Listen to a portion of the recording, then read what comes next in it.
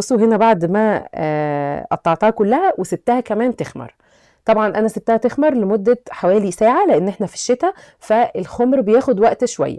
لو انتم مستعجلين عليها تقدروا تشغلوا الفرن وتطفوه، يعني تشغلوا مثلا 5 دقايق ولا حاجة وتتأكدوا ان انتوا طفيتوه، وبعد كده تدخلوا القراقيش بتاعتكم تخمر.